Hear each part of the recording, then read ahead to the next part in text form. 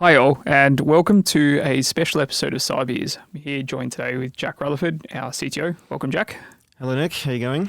Very well. Today we're coming from sunny Hollywood in Los Angeles, United States. We got in this morning for a conference that we're here for, and it's great to be joined in person up here in the Northern Hemisphere. It's a bit of a welcome change. It's good to be in LA. It's a nice little change for the weather. Yeah, absolutely. It's sunny out there. It was a bit cool when we first got in, but the sun's changed. So of course we found ourselves a couple of nice Californian beers. These are some of my favorites actually. What have we got? You know the Sierra Nevada? Yeah, Sierra Nevada Pale Ales. A friend from Los Angeles got me into these a little while ago. They're phenomenal for a warm day.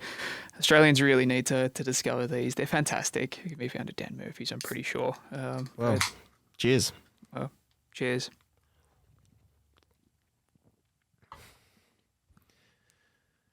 First impressions of that. Don't mind it. Tastes good. Fresh. It's a bit fruity, a bit fresh, but great for a warm day. So, look, the important reason we're here is it's Cyber Awareness Month at the moment across the world. So, a number of countries, as we're aware, take part. Australia being one of those. And it's important for us as cyber professionals to really get to understand what Cyber Awareness Month means, why this is important, and why organisations and people need to be aware of Cyber Awareness Month. So, what is Cyber Awareness Month, first of all? Yeah, so I believe the initiative was originally started by the United States when the president 20 years ago decided that October should be Cyber Awareness Month. I didn't realise it was 20 years. Yeah, 20 years this year. Far out. Cybersecurity's been around for a while. I've been doing it for 19 years. There you go. Close. I thought I was one of the originals. Close. So the UK followed suit and Australia followed suit as well. And so the Australian Cybersecurity Centre has subsequently pushed several controls that they think are particularly important for everyone to be thinking about. They're very much aimed, I think, at the general public this month because we want to really raise that awareness bar as much as we can across the whole board, right? So today... Do you think it's changed much, though? And I'll interject there that we've had Cyber Awareness Month, obviously, for 20 years. I've got this issue that it's like Valentine's Day. We tell the person we love on the February 14th that we love them, but then what about the other days? What about the other days, right? Is it the same for Cyber Awareness Month? Should we be thinking about this the other 11 months of the year? I hope you are, yeah. There's some big breaches that have happened in Australia that maybe show that we should be thinking about these things a lot more. And Cyber Awareness Month is great to, I guess, elevate that. But I think some of the breaches we've seen have done that for us a little bit. Yeah, I would agree. And that's the thing about these controls that we're going to talk about, right? They're great if you don't know much about cybersecurity. But if you're an organization who's really thinking about cybersecurity, you really have to go a long way further than what we talk about today, right? Okay. So we'll cover a few topics about what the ACSC is pushing, but then we'll also cover a couple of topics, I think, that are really important for organizations on top of those, what they need to be thinking about.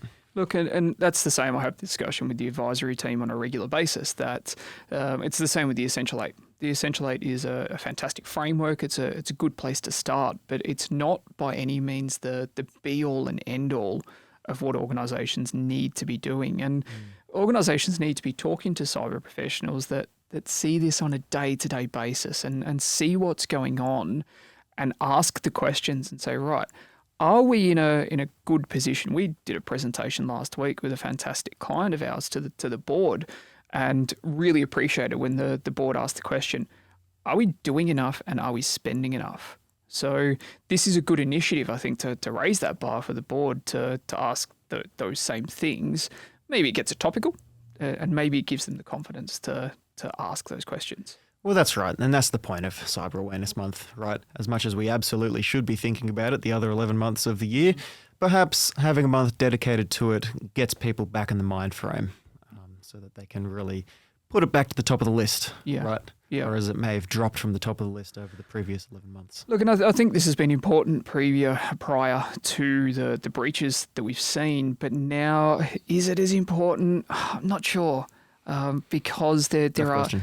It's in the news and it's in the media so often that cybersecurity is such an important thing, and it's the number one risk on most organisations and most boards' risk registers. So maybe the world's shifting And maybe the need for Cyber Awareness Month needs to shift with that. But Indeed, yeah, and we know directors on boards are being held accountable now. Right? and it's going to get better, worse, depending on what side of the coin you're on. Yeah. When the changes come through to the Privacy Act, because they are coming. ACSC and Department of Home Affairs have talked about this, and they've said it's going to happen. It's no longer hey, we're going to do this thing and we're thinking about changing it. They're actually going to change it. So Indeed. it's going to have an impact, I think, on future cybersecurity awareness months. Absolutely. All right, so let's jump in. Yeah, what are these controls that we're talking about? Control number 1, and these might be controls that people have heard of before many times, right? So maybe we'll try to take a bit of a new perspective on them, maybe add a bit of information that people might not be aware of, right? Flare, that's always important. Flare. Flare, yep. So control number 1, multi-factor authentication. If you're not familiar with what multi-factor authentication is, or MFA for abbreviation, it's when you add another layer of authentication on top of your standard login, right? So everyone logs in with a username and password these days to applications. Multi-factor authentication says, all right, let's add another layer here so that we can really make sure this is the owner of the account using their username and password to log in. So maybe you get an SMS on your phone. Maybe there's an app that you're using that has a code on it, right?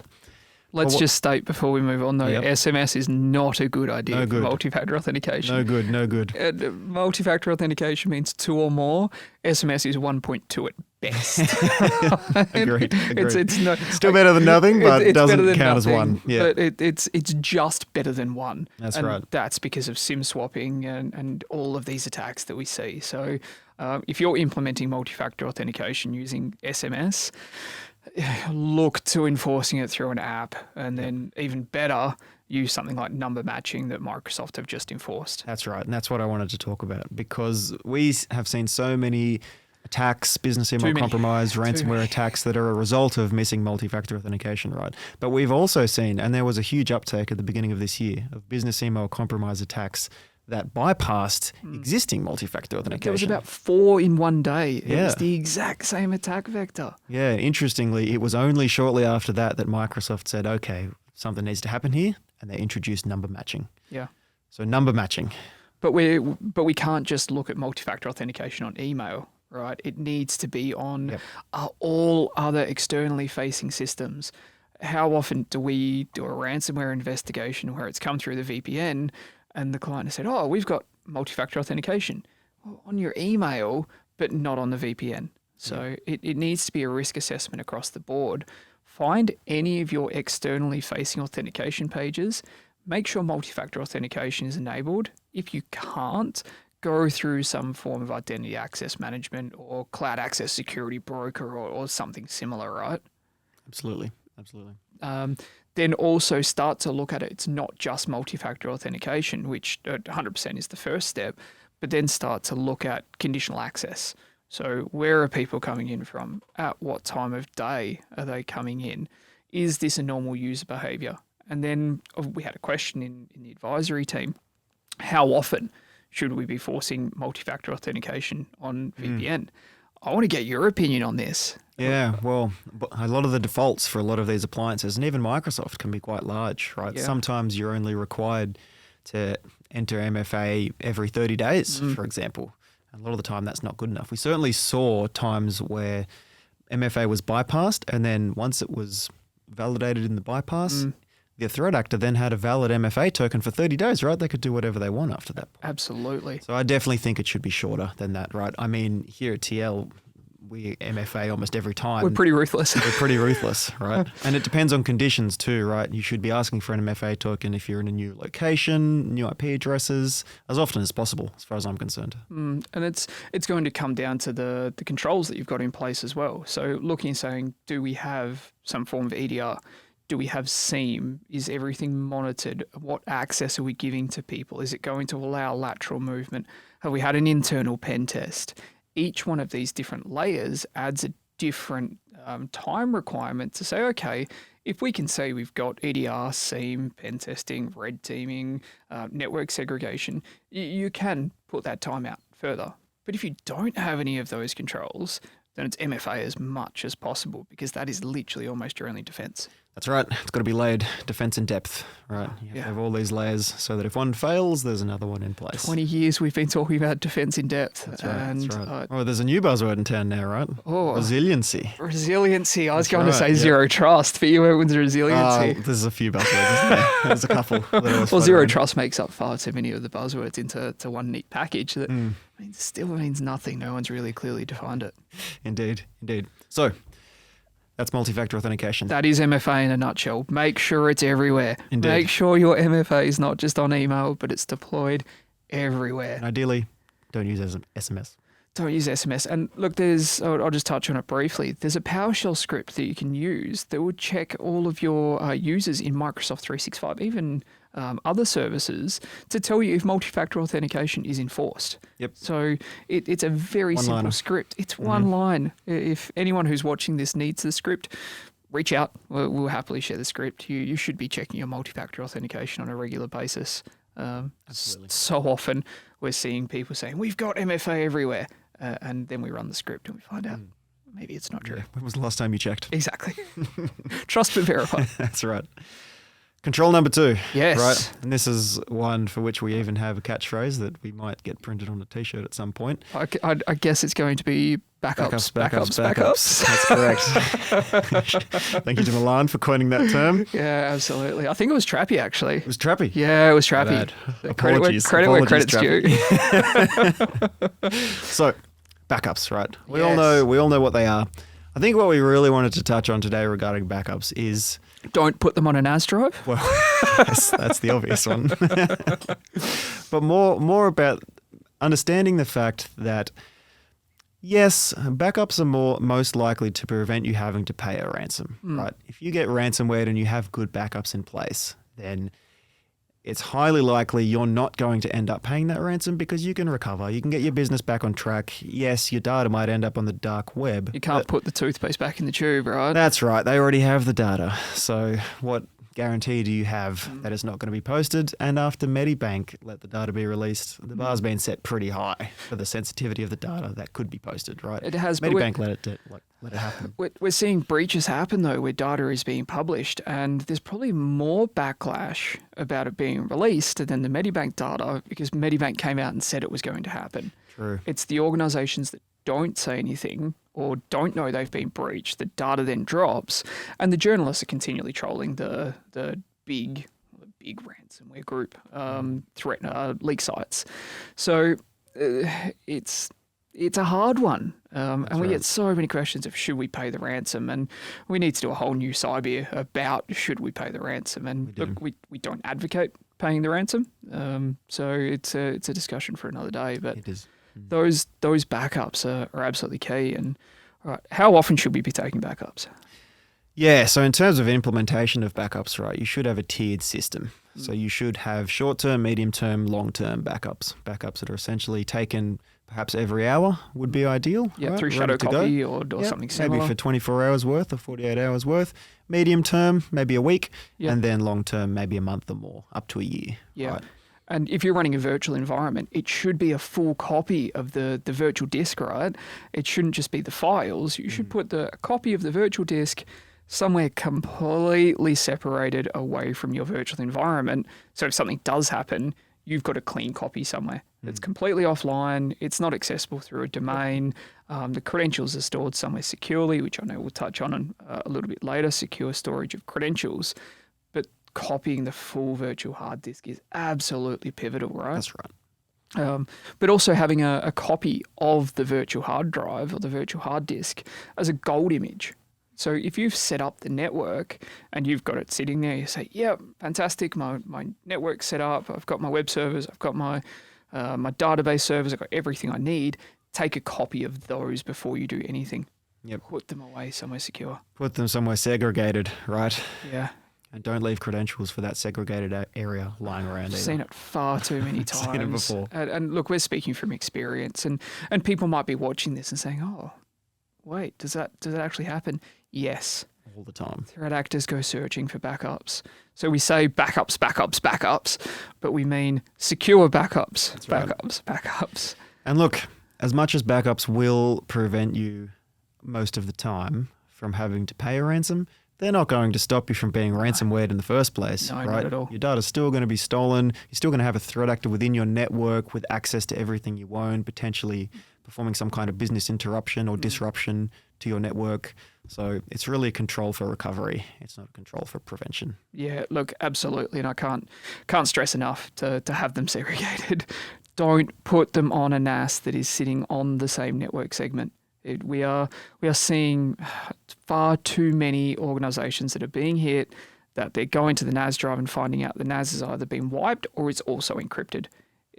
Backups need to have a good strategy in terms of timing and where they go. So 100%. won't stop you from being attacked, but in the likelihood you need to go back to them, make sure they're secure and test them. Yep, absolutely. That's the important part. Don't just Make sure they work. Don't just run them and hope they're running. Yep. Test them. If you're running a Veeam backup solution, log into Veeam on a regular basis or one of the many offline backup solutions. Log in, check, make sure it's actually working and functioning properly. Agreed. So that's backups. That is backups in a nutshell. Topic number 3. We have strong passwords, but also, and I think perhaps even more importantly, the use of password managers. Now, I wanted to start this by addressing Contentious topic. a common question that I get Yeah. asked whenever I'm doing education pieces, that people who are not really familiar with password managers ask all the time. Right? They're all stored in one place, aren't they? Then just giving the absolute access to everything. Is that the question? The eggs in one basket The scenario. eggs in one basket. You're absolutely correct. Yeah. Right? People sometimes think I'm putting all my passwords in one place. If someone gets access to this, they have access to everything in my whole life. Isn't that worse than whatever alternative they might do? Well, isn't it? It's not. Okay. The thing is, if you don't have your passwords in a password manager, what you're likely to do is to Notepad use file. the same or similar passwords for everything. And that's much worse because we have this thing called credential stuffing, where if a threat actor gains access to one of your passwords as a result of the data breach of a website you've probably forgot you even use, and they just use that password to try to log into everything else that you have, all of your other accounts, right? Gotcha. And it puts people in the habit of creating less secure passwords because they have to remember them or they have to write them down or copy them or type them out, right? Whereas a password manager, you can simply just randomly generate something that's 20 characters long. You don't have to remember it. It's convenient to enter into websites. Yeah, absolutely. And look, the other question that we get a lot is, well, should I be putting it through an online password manager such as Keeper or LastPass? And we'll park the whole LastPass issue. That's been and gone. Well, not been and gone, but it's happened. We've covered it a lot. But Dashlane, many of the others. Should I be putting it in an online password safe, or should I be putting it on a system that's segregated offline that I control? Yep, a great question. And it's really, look, at the end of the day, it is up to you and it's up to your use case. But I think we want to motivate people as much as possible to use password managers more. And what that really is going to mean is it needs to be as convenient as possible, right? So anything that's online that allows you to autofill, maybe by using a browser extension or a mobile application that makes people's lives easier while also making it more secure, I think is an ultimate win. Personally. Yeah, look, absolutely. And as you say, it all comes down to what's best. Next question that we get a lot is, okay, do I just need to provide it for my IT team, or do I provide it to all of my users? What's the risk, or what's your opinion on this? Yeah, well, I think the most high-risk users in this scenario are those with the least IT knowledge, right? Those that are most likely to make these mistakes of using weak passwords or the same password. So I think those are the most important people to push to use this solution, right? It's likely that your IT team is already Hopefully. securely We have seen managing their occasions of passwords. Passwords.xlsx. Indeed. So look, absolutely, it should be rolled out to all users if the budget stretches for it. And these solutions aren't as expensive as they used to be. A lot of people watching might have gone and looked at password safes before and ruled it out and said, well, our budget doesn't allow for it. Well, look into them. There's a lot more options now and they've become a lot more cost effective. Absolutely. And then that starts to roll into identity access management, which is a big topic, considering that 2 of the big breaches in Australia came from allegedly third-party compromised credentials or compromised of an MSP, of then enforcing identity access management of the requirement to check credentials in and out. So it's really just an extension and a maturity of a password safe. So controlling where those admin credentials go and who can use them and how long they can be used for and on what systems. Agreed. That's the next step we need to get to. Agreed. And if you're an organization thinking about using a password manager, but you don't really know when to start, you can simply give it a Google, and the top 5, any of the most popular ones will do. I wouldn't recommend using a name that no one's really ever heard of before because you might have security concerns, but a lot of the top brands are pretty good, right? Maybe LastPass again, different discussion. Different topic. A lot of these different products have different features that you might prefer to have because of how your organization functions. Things like single sign-on. Yeah, right? hooking into Active Directory is Hooking huge. into Active Directory, the ability to geographically block different regions and sign-ins, the ability to our team send block logs us to a all the scene. time as we travel, right? Yep, So yep. we have to jump onto our VPN to get access. Some of these products have these features and some of them don't. So it's worth doing an analysis or a comparison rather, and understanding what's important to you. Absolutely. You mentioned something there, hooking into the seam. Can't stress how important that is as well. So again, we come back to, is there a risk of using an online password safe? Again, we'll rewind to defense in depth and layered controls. Even password safes now have defense in depth and layered controls. That's right. Maybe there is a risk, but we can mitigate it. Everything can be mitigated. Okay, so that's number 3 or 4. Number 4, what is it? Hear me. Control number 4, updates. Right? Updates. Now, yes. A lot of people, when Patching, they hear updates, right? If you're just a member of the general public and you just have a Windows PC at home, you don't really think about IT too much. You might just think about Windows updates. My PC updates every now and then automatically. I don't have to do much. Sometimes it asks me to restart it. Sometimes it asks me to do it at the right time. Windows updates are good and we obviously want them to happen. But I think the really important topic when we talk about updates is the updates of appliances. This doesn't happen automatically a lot of the time. No, and it doesn't even happen manually a lot of the time because That's the problem. we can't take it down. We can't take that offline. And I know exactly what you're thinking of.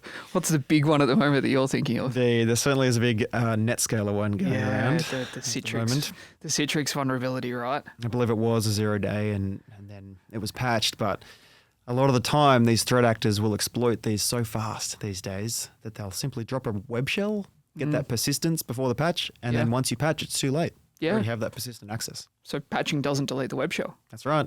Right, you've got to go and then rebuild it, and they'll drop that. So you patch, but then they've got access a year, 2 years, 3 years later, which is what we're starting to see. We're starting to see a lot more investigations or matters come out now from compromises of Citrix devices because a web shell was dropped months ago, and unless you're looking for it, you've got no idea.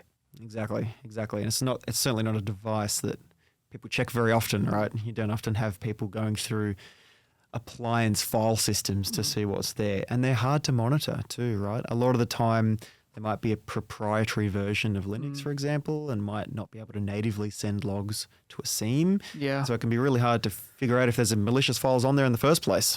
Well, I remember a client we worked with, they patched the next day after Citrix announced the vulnerability. They patched it the next day and they were still exploited and ransomware. Yep. So it's not enough now, is it, to just keep on top of these updates and patching. You need to have the segregation in place.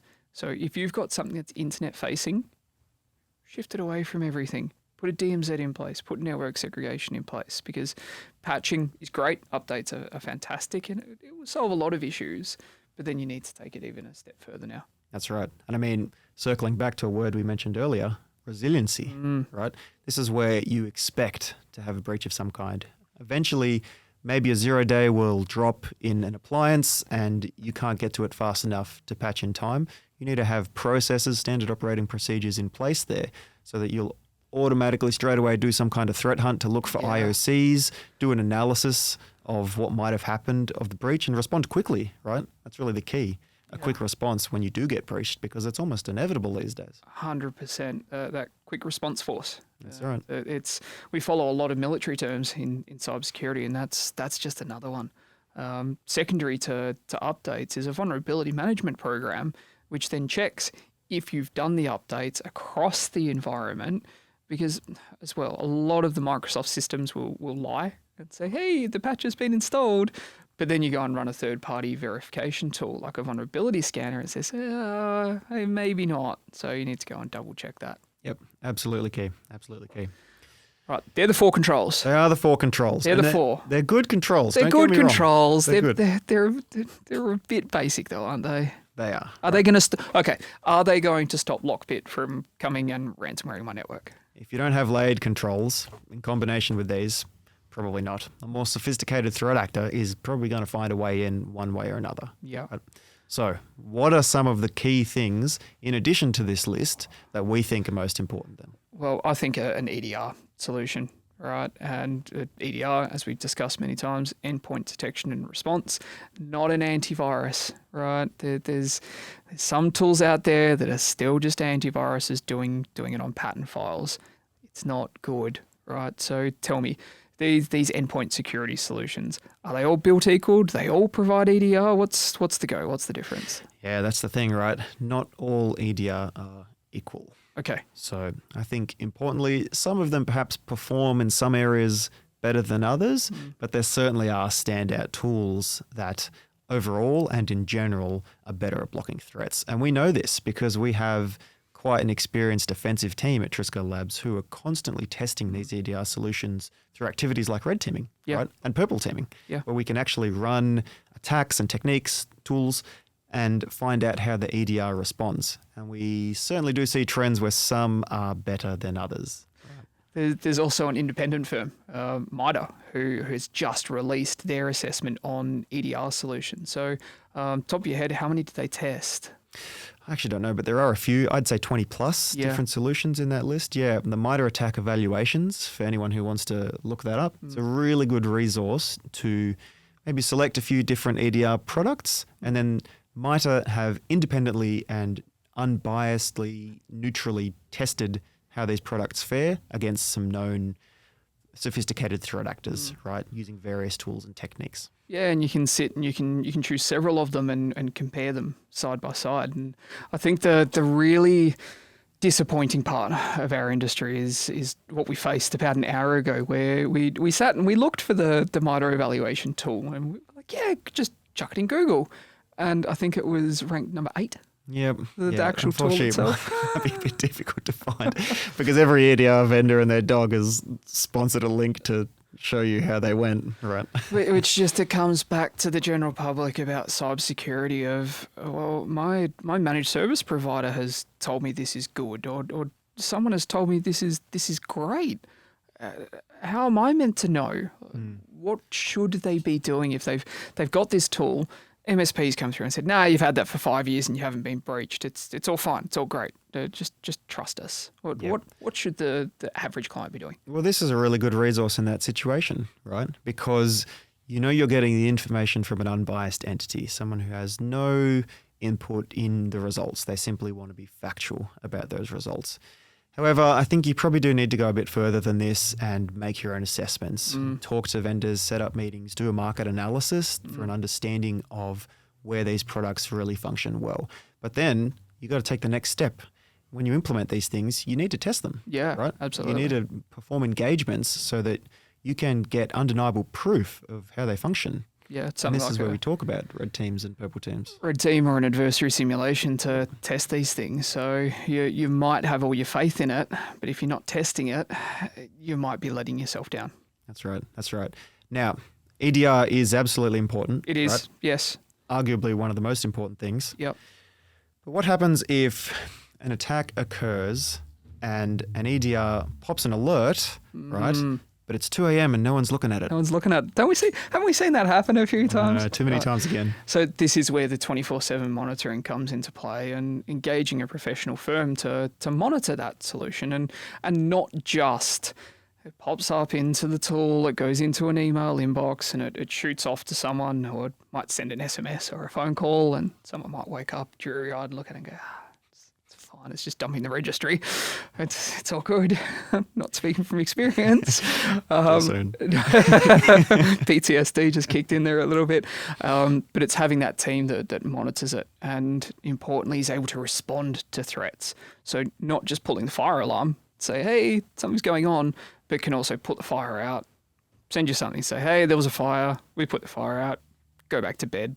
Look at it tomorrow and just verify. That's right. And you want a team out there who know what they're doing so they can actually triage these things. You don't want to be woken up 10 times a night with false positives, right? You want someone to have a look at this before you actually get that call, and someone who perhaps even knows how to take this action, right, in the absence of you being able to provide it, or, so that you don't have to get that call in the first place. Yeah, so not using an MSP, for instance, that aren't quite cybersecurity professionals, but cyber's a sexy word, and they look and say, hey, we think there's some money to be made here. Let's start this service. That's right. You really need an MSSP, right? Yeah. That extra S. Yeah. Counts for a lot. It does. It's been tested, it has references, and it is able to verify to show they know what they're doing. Absolutely. So that brings us to the end. It does. Look, that's 6 controls. We've added a couple in there. And as I say, I'm looking forward to the Cyber Maturity Awareness Month maturing as things change. And look, don't get me wrong. It might sound like I'm a little bit against it. I'm not. Anything that brings cybersecurity up to the forefront, makes organizations think about this is fantastic. I just think we need to make sure companies are thinking about this 12 months of the year, 365 days, 24/7, not just when it's at the forefront in the media. Indeed. Cybersecurity is a complex topic, so you certainly can't get it completed in a month or ever, because it will be forever changing. It's a never-ending race. Continuous, right? It will always be evolving. So you just need to continuously manage to stay ahead of the curve. Love it. Well, hopefully you've learned something. Thank you for joining us today, and we'll see you on the next one. Cheers. Cheers. Cheers.